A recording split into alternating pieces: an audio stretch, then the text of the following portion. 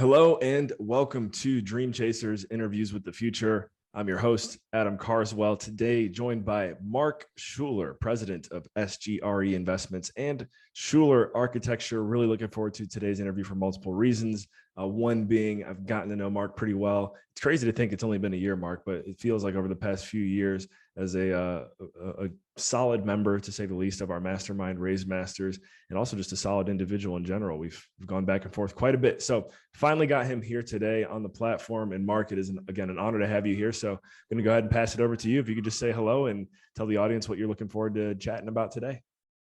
Yeah, hi, my name is Mark Shuler, and as Adam said, I'm president of SGRE Investments, which is my private equity firm, and then I'm a practicing architect as well, have been for 40 years.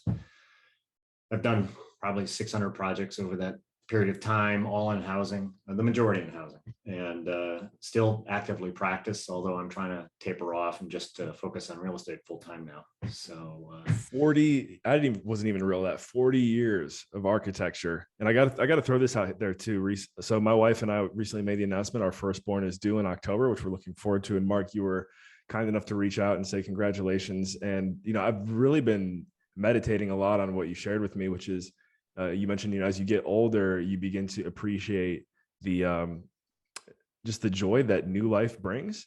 And yeah. I really have been thinking about that. Like for the past couple of weeks, I'm like, man, someone like Mark Shuler, who's been in architecture for 40 years, been around the block, is telling me just how special it is for children to enter into the world. So we do want to talk about real estate and all that good stuff here today, but I got to actually follow up with you on that one. If you could just elaborate, talking the joys of life, kind of what you meant by that. Yeah,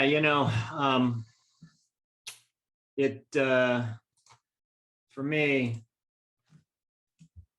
what I do for a living takes a lot out of you, to say the least. And it is very intense. It is a lot of problem solving on the fly. It is a lot of just dealing with the regulatory environment and, lenders and contractors and things that go wrong. And, and it's just really easy to sort of look at life, your whole life through that lens. And believe me, I do it a lot. And then at the same time, I've got 5 grandkids now, and it is why I do what I do is because of my family and my grandkids. And so I, get to my age, I'm not like some wise old sage, but I'm 62. I'm on, looking at less life ahead of me than I've got behind me. And so you've got to, at some point, slow down and smell the roses. And, kids have a really calming effect on me anyways. I've known other people where it was the exact opposite, but, it just sort of brings joy to your life to, have this bundle of energy that you're responsible for, and at the same time, it is stressful being a new parent. I'm sure you're going to learn that very quickly. But at the same time, there's just a lot of fun and, it's a great time. Like my stepson, who I mentored for 14 years now, was an at-risk youth who I had to send to a military high school to get him through high school. Has a new daughter, and all he wants to do is be a stay-at-home dad. He's a totally changed guy. And it's just a wonderful thing to see him mature and grow and overcome his own personal problems to being a stand-up guy, like he listened to me somehow all these years. And so anyways, I don't know how long I don't want to wax philosophically about this, but it really does give you a different perspective on your life. It really does. Sure. For sure. And, I think it is a really great way to begin this interview because in many ways it's the story that sells. And, I want everyone who's tuning in right now to know who the real Mark Shuler is before we start talking business. And I think that, your response right there is a great example for you as a leader, a father, a grandfather. That'll be me, hopefully. We'll see how things go one day as well. So really appreciate it. So to shift gears now and just kind of dive right into what we're working on right now, what you're working on. Before the call, you mentioned, putting out fires and whatnot, and being in the game for so long. I'm sure you've had more than your fair share of putting out fires, and it's really in the world of entrepreneurship, it's the part of entrepreneurship that I think people don't talk about because it's not the sexy part, but it's really what makes the sexy parts sound so sexy is when you master putting out these fires. So without going into too much detail, let's just talk about some of the fires you've had to deal with, how you've managed putting them out recently, and how that has helped you grow and scale the business. Yeah, before we dive into the fires, I mean, let's talk about the context of real estate. I mean, what people love to talk about and what everybody salivates around and why everybody gets into the business is you can make a lot of money doing this line of work. And it's, in my estimation, it's the ultimate form of entrepreneurialism. But what you see posted online and Facebook groups and on LinkedIn are all the wins and all the hopes and dreams that are sold to would-be entrepreneurs who want to get into the business. What nobody really looks at is for every win, there are 100 failures. And for every win, there is a lot of migraines you have to go through in order to get to the goal line. And that's the reality of the business. That's not what anybody wants to hear. But the ultimate, reality of real estate is it is a grind. It is a real grind. A lot of it is not very sexy. And a lot of it is just like going into dank little buildings and, evaluating them. I was just, before we got online here, someone reached out to me yesterday who's wanting to get in. He's a massage therapist wanting to get into the business. And he sent me a deal that he was looking at. And it was an old 1925 unreinforced masonry building in Tacoma, Washington, that has a 100-year-old elevator in it in the floodplain of Commencement Bay. And it's probably not on adequate foundations. And he's wondering, can I do a value add play on this? It's all one bedrooms and studios in a terrible part of town. There's no parking, so it's all street parking. I was like, you might want to practice your underwriting on this one, but as far as a value add play, I wouldn't do this. I mean, there's just no way. There's too many strikes against it. We literally, my partners and I probably evaluate 150 to 200 deals for every one we strike on. The vast majority of them have. And I'm sure it wasn't for you. It wasn't always like that, right? When did you start realizing we need to do this amount of volume to find the quality we're looking for?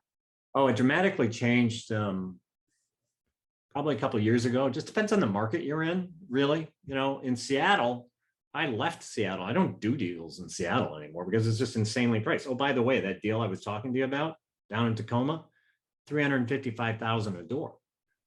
Wow. 28 doors, $10 million was the asking price. And I was just like, this is insane.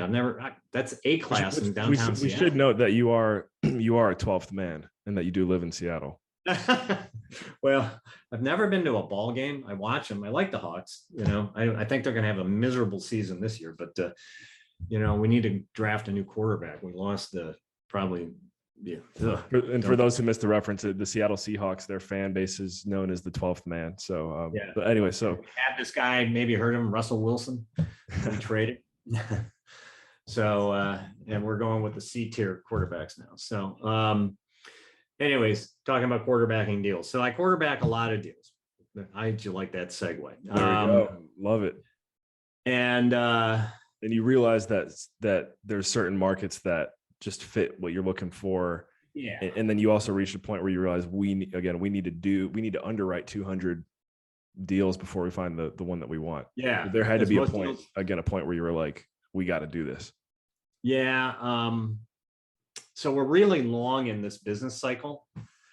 That's, from, 30,000 feet. I mean, this recession really is the first recession since 2008 and 9. That is a long business cycle. Everything in the country has been picked over. I haven't seen anything above a 5 cap anywhere in the country in years. And so, I'm buying deals in Mississippi at a sub 5 cap, in a little town of 20,000 people, and I've been down the back roads of Georgia at the dead end on a river, looking at deals that were obvious, meth houses. and they wanted a sub-5 cap for the deal. I just remembered, you know what? We might have to find 5 minutes to fit this in the interview because you had some crazy like shooting story in Houston that I just remembered. Am I right? Was that you? Oh yeah, that deal. Talk about putting out fires. I'll put that one. That deal. In a nutshell, I just toured that deal 4 days ago. Wow. Okay. And we bought it. We own the whole block next to NRG Stadium in Houston. 800 units right there. And it was 3 deals. We bought a portfolio. One of the deals was the center of gang activity for that part of town. We had 125 active gang members in this deal. And then the pandemic hit and none of them would pay their rent and we couldn't evict them. And so we ended up getting, all of that mess cleaned up. We got them all out. We're turning a corner on that now, and we're in for a refi on the deal. So that's the reality of not doing your homework thoroughly enough. And even we missed the boat on that one. So, but it was a very profitable deal. And, you buy a big portfolio deal like that. And yeah, I mean, you just have to grind through it. Right. I was going to say, what was the how did you figure out to still turn the lemon into lemonade in that situation? Candidly, I hired off-duty policemen, 6'4" and taller, and they were packing. And 3 of them patrolled the property 24/7. We had to put a security gate at the entry to the parking lot. Nobody got in to the property unless they were allowed to be there. And so, people trying to drive in and buy their fix for the day, and we stopped that cold. And my staff were getting threatened, so we had to post an armed guard at the leasing office all day long to protect my staff. Wow. So these are I think the things that maybe you can't Google when you're looking to stay above water. So, but what you have to do is think quickly on your feet. And, so it's like, okay, and the security, we weren't counting on that. That was $50,000 a month that, it's like, where do we find this money? Right. And we are now into our 22nd month of that cost that we did not account for in our underwriting. So, the dividends on that deal have not been where we wanted them to be. So we got to get a good refi to true up with our investors and move forward with the deal. And then how do you manage a situation like that? Or if you want to even, refer to another story, as far as communicating with investors, what's going on, that's really big. How do you navigate that piece? A lot of different ways. So we use Juniper Square.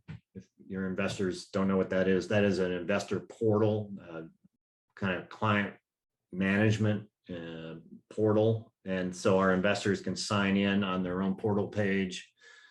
And we place a lot of communication right there. So we do the quarterly reports, tax documents, annual tax documents, K1s, anything else that we have to communicate to the investors goes through the portal. So we systematize communication. What we don't need is 1,000 investors calling us at all hours of the day saying, hey, where are my dividends for the quarter or something like that. So we try to really discipline our investors to sign into the portal regularly because there's a lot of good features to it. In the case of this deal, I mean, things got so dire during the pandemic. I had to sit down, and it took me 4 days to compose a letter to our investor base, just explaining what was going on because we were not paying dividends. We did not have the money to pay dividends. It's the first time I've been in that situation. And, you just have to be transparent and authentic with your investors when, pardon my French, but shit happens. And, you have to be able to communicate with your investors in a very frank way. Sometimes you have to have a tough conversation. 100-year event that, was then tied my hands. The CDC tied my hands. And, and they were giving out money left and right. And it became more profitable for people to sit at home claiming they're victims of the pandemic than it was to go to work. I still have, people in my deals to this day don't want to go to work. They're still getting pandemic money. It's more profitable to sit at home. Wow. Yeah. I just evicted 4 or 5 people here. I own one building in Seattle, and I just had enough. Seattle opened up a small window. The first day I issued all eviction notices to all those tenants. It's like, get out of my deal. If you don't have a job now, sorry, but I can't keep supporting you. They owe me $60,000 on a little 40-unit deal. Yeah. Wow. So it's clear to me that from getting to know you and seeing your body of work and also how you handle these situations, you have very high standards in a good way. You pursue excellence. And I'm just thinking and putting myself in the shoes of someone who maybe is just getting started in this business and just doesn't quite have the backbone that Mark Shuler does to just get in there and as you would say, get shit done. What are your your pieces of advice, wisdom, recommendations to someone who hasn't really been banged up yet? First of all, not all deals go south. There are some that seem to work flawlessly for whatever reason. I think the couple of pieces of information I usually try to convey to people is like, look, if you're going to go into this business, it's a career path. And it takes a while to learn, years to learn how to do this business. I've been doing it 40 years and I learn something new every day. So where I'm at with the business is, the byproduct of just a lot of experience doing a lot of deals. I didn't really get into the big deals that I'm doing now until about 5 years ago. Prior to that, I was doing my biggest deal was like a 40 unit that we renovated. Before that, I had done a 30 unit where I added a unit. And then I had done a 14 unit on my own was my real first deal.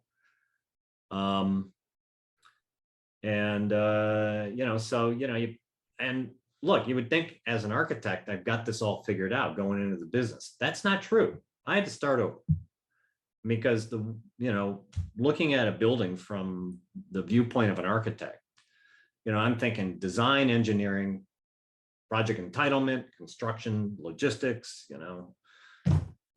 construction schedule. It's a very different way of thinking about a building than it is from trying to be a deal maker and a sponsor where you're looking at it from, purely just a cash flow perspective and, client, tenant management and putting the correct personnel on the property and how you line up all the sort of management stuff. There's very different worlds. There's an overlap in my business skills, but in terms of the skill sets required to do this business, just from a pure investment point of view, it's a different set of skills than what I normally use in my day-to-day existence. They overlap. It's, don't get me wrong. It's been very helpful to be an architect and then move into this business. I mean, I have a fluidity with buildings that most people don't. I also have a lot of commercial real estate experience in my family. I have 5 family members who are commercial brokers. So I sort of was a 5-tool player, to use a baseball analogy, coming into the business, but I had to learn. Just like anybody else, total bootstrap, pull myself up and get to work. So it helps to have some tenacity in this business because all it is solving problems. That's all it is. And, you mentioned something there that I've seen a trend, and I think especially since working with, some of our members and clients and Raise Masters, it's almost as though someone who does put in the work, put in the time, put in the effort, the consistency that you're referring to, there comes a point where if you stick with it long enough, you do begin to experience that hockey stick growth that you kind of just referred to, which is like, been doing this for 35 years, but the past 5 years have been Well, I mean, I don't know. I guess you could tell us, like, comparatively speaking, the past 5 years compared to the beginning, and then what, from your viewpoint, was the shifting point or breaking point aside from aggregating the experience? So, I've been doing the real estate game for about 10 years now, and the first 5 was just a grind. I mean, I was analyzing deals, I was looking for deals, I was talking to brokers. I felt like I was treading water or on a squirrel cage going nowhere. And then, I found my first deal. It was a little 30-unit deal, and I couldn't take it down myself. I didn't have the backbone or the experience to be able to do it all myself. I certainly didn't have the balance sheet for it. So I went out and I found some really good sponsors who had a lot of experience, brought them in on the deal, and we got that deal done. Totally renovated it. I'm the boots on the ground guy in the local area who absolutely knows. I was going to say, so yeah, what did you use as leverage for that? Was the boots on the ground piece? Well, and I also wrote $100,000 earnest money check. There we go. Yeah. So it was my deal. So, I had it under contract. So I invited them to participate, but they had to give me a huge slice of the deal. So, and that's a great way to get going in the business. What I always say is, if you don't have the skill sets to do a business, partner with somebody who does. And if both of you don't, go out and hire somebody. So it does take skills and it takes experience. And if you're going to do value add like I do, you got to know something about construction. Yeah. Really. Yeah. And talking about the the stories that people hear that bring them into this business, I know multiple people now that have heard your story recently about 16 million raised in one day, and quite the milestone. Huh? Yeah. See, I haven't even talked about that yet. We got we can transition a little bit now from the fires to the successes, but I'm sure even in that process there had to be a few fires. And what's really, I think, draws people into our group and hopefully this conversation is just how you were able to accomplish that. With how many phone calls did you do? I don't even remember, Adam, to tell you the truth. It just happened so fast. But it wasn't a lot, right? It wasn't what people would think. Well, that's with my partnership in Texas. I mean, and at this point we're really well branded, and we've got, we manage now a $500 million portfolio. Wow. So a lot of people know about us. We have a very deep investor database. And so when we do a blast, a lot of people jump on board right away, and they're starting to learn we are not fooling around when we tell you it's going to fill quickly. If you wait a week, we'll catch you on the next one because you're not getting in this one. So a lot, and this was also, right after the pandemic had started or something, but there was also just a collective, people wanting to do something. So we had that going for us.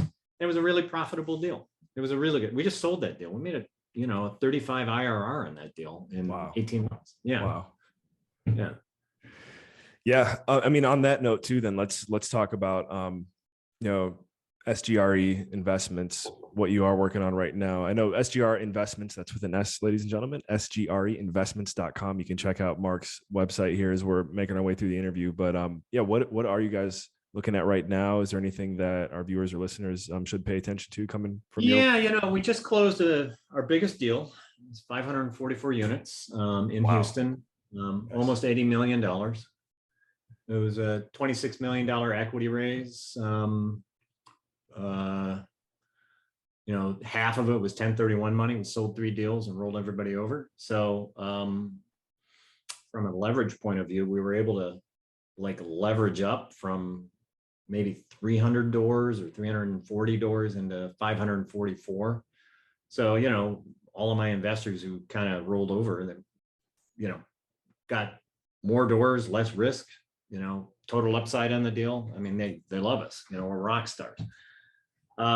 We're just starting the onboarding process. We're about a week and a half into the onboarding process of that. So we're getting the personnel assigned to the property. starting to take over process. It usually takes a month, especially a property this size. And then, we have a $10 million construction schedule on this one over the next Wow. 2 years. Big overhaul of this asset. So one of the buildings is down, fire. So we got to go in and rebuild it basically. Yeah, a lot of work. I think so. It reminds me of something. I think we touched on it, but I would like to dive deeper to see if you do believe that what the key would be here. Even talking about the two deals that we just referred to. Again, it's been like this exponential hockey stick type of growth that you've seen happen in your business recently. How does somebody tap into that type of growth? Is it making sure the infrastructure is there in the first place? Like, Yeah. what do you think it is? In our case, we just figured out what worked and what didn't. All private equity firms, I think, go through this growth. And, we just kept building, and we're growing exponentially now. We have about 110 people on the payroll at this point. Wow. And wow. Nice. Yeah. About 60% in the management side and 40% on the construction side. Have a, C-level staff of about 12 or 15 people, and just all the bookkeeping and accounting, and have relationships with service professionals, so accounting firms, legal firms, debt guys. You just keep building. And so you gain some expertise with one deal, and then you move on, and you just get more confident in your underwriting skills. So you look at bigger and bigger deals because there's just more profit potential on larger deals. You're also competing with, in the multifamily game, you get a lot of people looking at the 4 to 10 units that are rolling out of like single family flips, and, Right. trying to get into multifamily and get their first deal under their belt. And then, you might have a few deals under your belt, and then there are a lot of people looking at 50 to 100 units. And then, when you really kind of get to a point, you're looking at a minimum 250 doors. So for us, the minimum 250, 300 doors at this point. And, I don't want to turn my nose up at any deal, but that's what you end up doing is you got to have a certain size deal to support the labor you put on the project. Sure. That's just the way it is. You got to pay salaries, right? So, a deal that size is going to take, a couple of leasing agents and a couple of, maintenance techs. You got, $60,000, $70,000 in salaries on that one property to pay every year. You're not going to do that with a 10 unit. Right. So it makes me think, when you really take a step back, one big piece of the growth is new blood, new energy, new people coming into the team. Kind of like we referenced at the beginning of the call, the birth of a new child bringing energy to the family. And so it sounds like you guys are definitely hiring, and then also looking for potential partners on the GP and even the LP side of things. So I guess we'll go in that order: hiring, GP, LP. What would be your message to anyone who's listening right now who might want to pursue a career with you, and then anyone who wants to do deals with you or invest with you? I know it's a lot, but I think the first thing I would do is I'm really fussy about who I do business with. Vet everybody. You vet everybody, and hopefully you hire and partner with more people that you keep on staff or you do repeat deals with than you don't. And so you grow. You got more wins and losses, right? And so look, this is a relationship business, and there's a lot of male energy in this work, if you will. And so, I think in a previous conversation, I explained that I really try to keep my ego in check and just firmly tucked in my back pocket, because I basically an engineer and architect, I'm problem solver. And so I try to analyze problems and try to figure out the most efficient way to, solve them. When you deal with people, that isn't necessarily the skill set you want to bring to the table. So you've got to, like, I've had to develop other skills in sizing up someone sitting across the conference room table from me. So you just, think about it. It's just like, I see, I'm in multiple groups and people just putting out like a blanket statement. It's like, I'm looking for a partner, want to partner with me. It's like, no, don't do that, really, because who do you think you're going to attract? The lowest common denominator, Mm-hmm. and that's just not the way to do business. So, so that's my first piece of advice, is be very careful about who you do business with. You don't have to be like, hypercritical or anything like that, but, certain basics, like, do their skill sets complement yours? Do they have skills where you don't? Do you guys look at the world the same way, or do your worldviews complement one another? Do I look at it from one way? Do you look at it from another way? And when we mix that energy together, are the sum of the parts more than the individual parts? Right. That's basic common sense stuff. But people leapfrog into this business too damn quickly without really thinking about it, mainly because they don't have any experience. So, my second piece of advice is like, take your time. You don't have to move at 1,000,000 miles an hour and get it done all. You have to build. I'm going to go back to something I said earlier. This is a career path. You're not going to figure it all out overnight. This is some of the most complicated stuff you can do entrepreneurially. It's what Warren Buffett calls a wide moat business, is the intellectual capital that you accumulate over time is really what separates people who do it and people who don't. So take your time, accumulate that knowledge, always be a student of the game. It's like, don't be a cowboy thinking you know it, because you don't. And I can see through that in an instant. So, and look, there's just too much risk out there for you to play games with this. So really just take your time and learn your craft. I will also say, this is not a business for everyone. You got to like getting down in the muck. And I mean, literally, sometimes I'm swapping out a toilet. You got to like doing this. One, and two, you got to be focused on the end game and understand that this toilet is going to allow me to rent this unit, which is going to allow me to meet my rent roll for the month. It's going to allow me to pay my investors dividends. So you got to be able to like grok all of this simultaneously. You got to like throwing down a wax ring and bolting down a toilet. If you don't like doing that, you're in the wrong line of work. Really. I now hire people to do that, but I've had to install more than one toilet. Have you by chance ever read Tim Grover's book Relentless? No, but I'm probably the prototype. You are. So I mean, and I highly recommend this book to anyone out there. This is from the person who was Michael Jordan's personal trainer, and he talks about the difference between Jordan and other players that he's worked with. And he's like, plain and simple, you have I think it's coolers, closers, and cleaners, and the people that are the Michael Jordans are the cleaners. And the reference there is the janitors, the first one in the building, last one out, scrubbing toilets, whatever it may be. And it sounds like Mark Shuler is a cleaner, ladies and gentlemen. So yeah, highly recommend that book. And you very much are the prototype. One thing that I think we might have skimmed over here, and for anyone who's interested in reaching out potentially to Mark to work for him, now you have been, clearly warned in advance.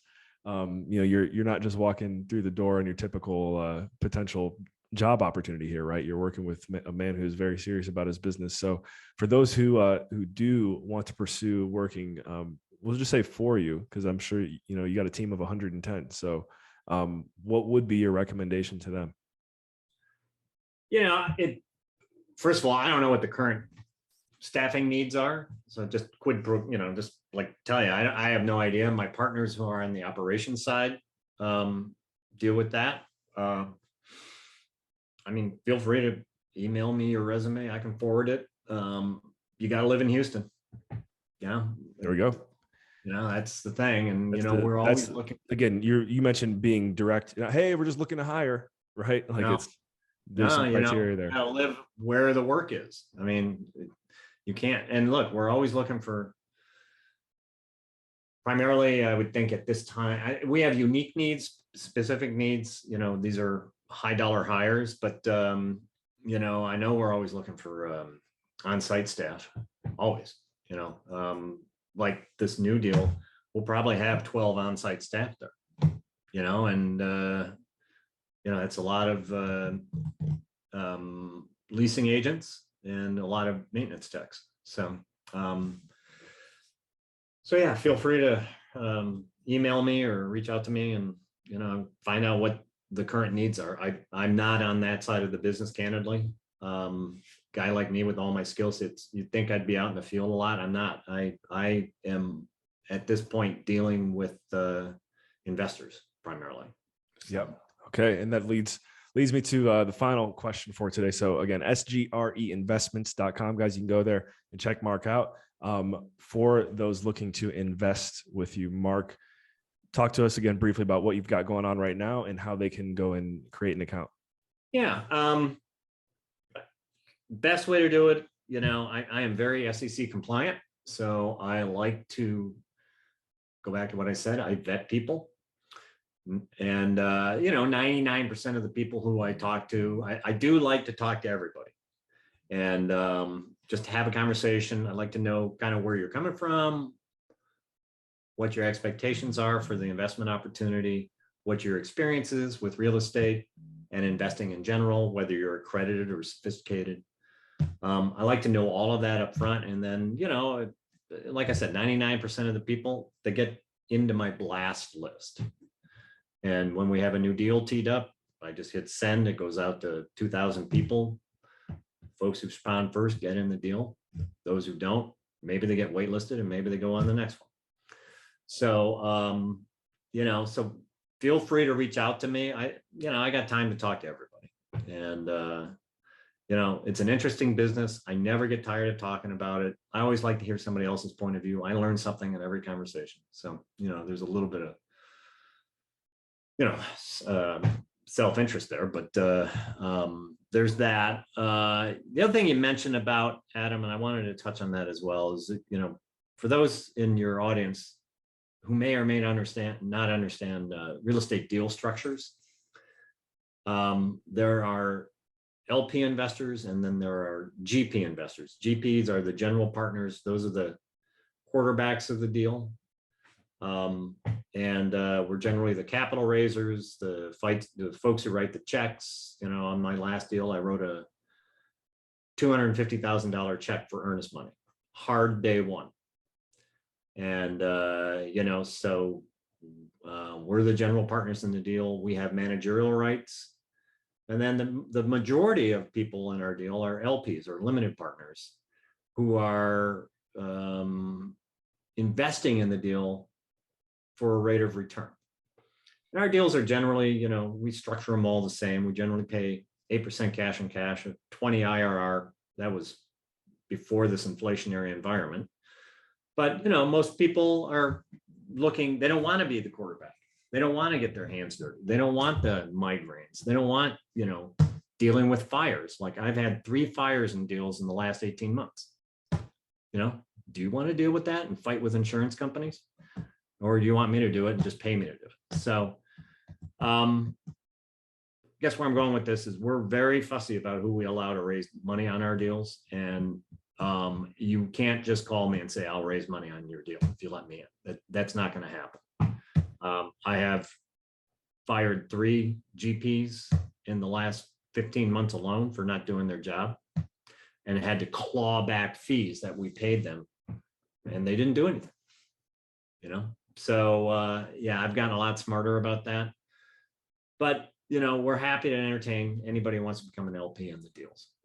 We're fairly, open to just about anybody. So feel free to reach out.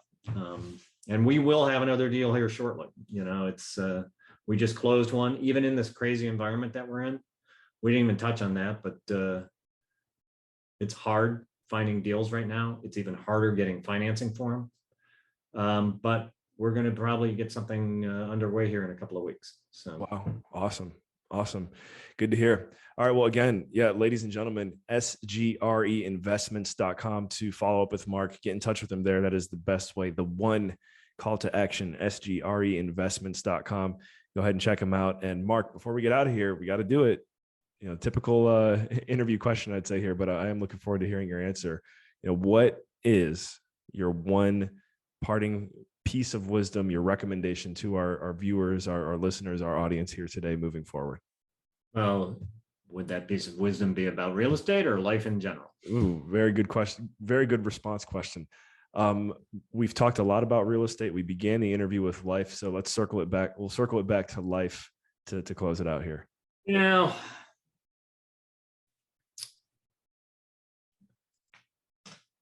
I'll try to tie them two together. If you're going to do real estate, you need to honestly assess who you are and what you want out of the endeavor.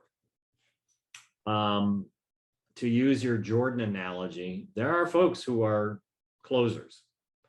You need to be really tenacious in this line of work.